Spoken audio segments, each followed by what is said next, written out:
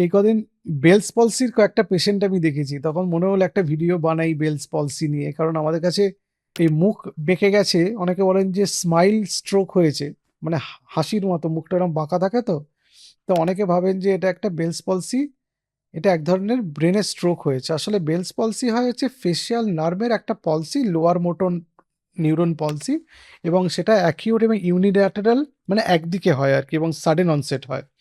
এবং এটাতে ফোরহেড আমাদের যেটা থাকে সেটাও স্পেয়ার্ড হয় না, মানে ফোরহেডে রিঙ্কলস চলে যায়। এবং যেদিকে পলসিটা হয় তার উল্টো দিকে, যেহেতু মনে করে এই দিকে প্যারালিসিস হয়েছে লেফট দিকে, তা লেফট দিকে চোখ বন্ধ করতে অসুবিধা হবে, চোখ বন্ধ করতে পারবে না, অথচ ডান দিকে চোখ পুরোপুরি বন্ধ হয়ে যাবে। বাঁ দিকের এই ফোরহেড, মানে আমাদের কপালে যে ভাঁজগুলো থাকে সেগুলো থাকবে না, কিন্তু ডান দিকে থাকবে। মুখটা এই দিকের মাসেলগুলো যেতে অ্যাক্টিভ, সেজন্য মুখটা এইদিকে বেঁকে যাবে, এবং মুখ ফোলাতে গেলে হাওয়া বেরিয়ে যাবে,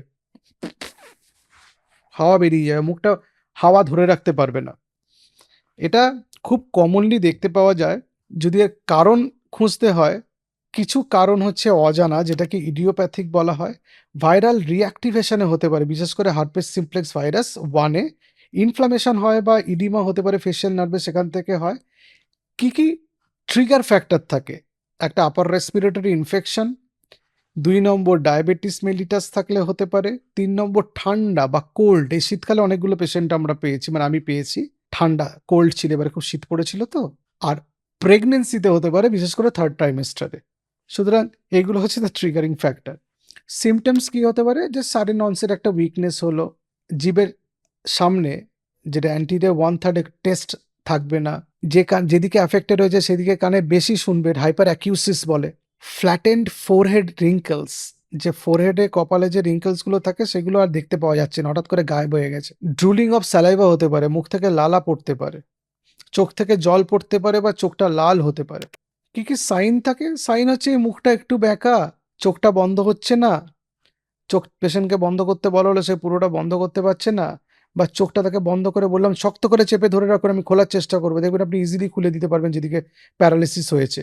আর বেলস ফেনোমেনন, মানে আমরা এখন চোখ বন্ধ করি, আমাদের চোখটা আপওয়ার্ড রোলড আপ হয়ে যায় আর আউটওয়ার্ড রোলড আপ হয়ে যায়, এটাকে বেলস ফেনোমেনন বলে। সেইটা কিন্তু প্রিজার্ভড থাকে, সেটা কিন্তু চলে যায় না। ডায়াগনোসিস কিভাবে? এটা একটা ক্লিনিক্যাল ডায়াগনোসিস, এর জন্য আমাদের স্পেশাল কিছু যে আলাদা কি টেস্ট ফেস্ট করতে হয় তা নয়।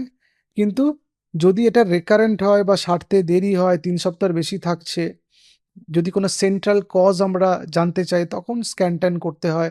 ডায়াবেটিস যদি বেশি হয়, তখন সুগার হয়েছে কিনা সেটা দেখতে হয়, মানে ডায়াবেটিস মেলিটাস রোগ হয়েছে কিনা সেটা ব্লাড টেস্ট করে দেখতে হয়। আর যদি সেন্ট্রাল কজ আমরা সাসপেক্ট করি, তাহলে এমআরআই ব্রেন করা হয়, যাদের রেকারেন্ট হচ্ছে বা বারবার হচ্ছে, সারছে না, দেরি হচ্ছে, সেই ক্ষেত্রে। তবে যদি আপার মোটর নিউরন পলসি হতো, তাহলে কিন্তু ফোরহেডটা স্পেয়ার্ড হয়ে যেত, মানে ফোরহেডের রিঙ্কলসটা আমরা দেখতে পেতাম। এক্ষেত্রে রিঙ্কলস দেখতে পাচ্ছি না, মানে বেলস পলসি, যেটা অতটা খারাপ নয়। ডিফারেন্সিয়াল ডায়াগনোসিস, মানে আর কি কি রোগ এটার মতো দেখতে হয়? স্ট্রোক একটা, র্যামসে হর্ন সিনড্রোম, মানে আমাদের ভেসিকল কানে ব্লিস্টার বা ভেসিকলস থাকে, যেখান থেকে ফেশিয়াল নার্ভ পলসি হয়।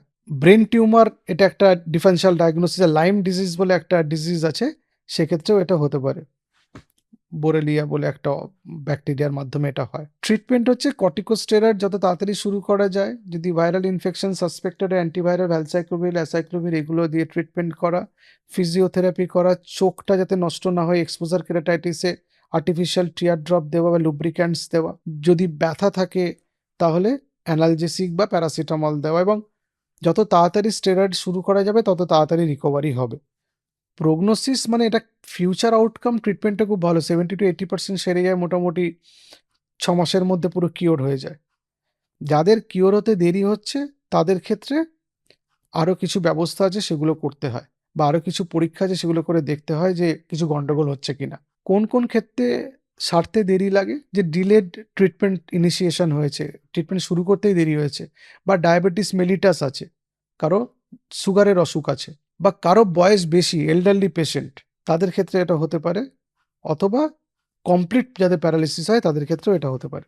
তাহলে বেলস পলসি কি? একটা lower motor neuron type of facial nerve পলসি।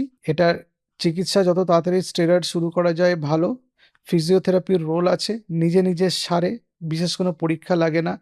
Diabetes প্রেগন্যান্সির সঙ্গে এটার অ্যাসোসিয়েশন আছে। সেইজন্য এটা হলে ডায়াবেটিস হচ্ছে কিনা সেটা দেখতে হয়। এক্সেস কোল্ড এক্সপোজারেও এটা হতে পারে। ঠান্ডা লাগলে এটা হতে পারে ফেশিয়াল নার্ভ ইনফ্লামেশন হওয়ার জন্য। সেজন্য স্টেরয়েডটা যত তাড়াতাড়ি শুরু করা যায় ইনফ্লামেশনটা কমানোর জন্য।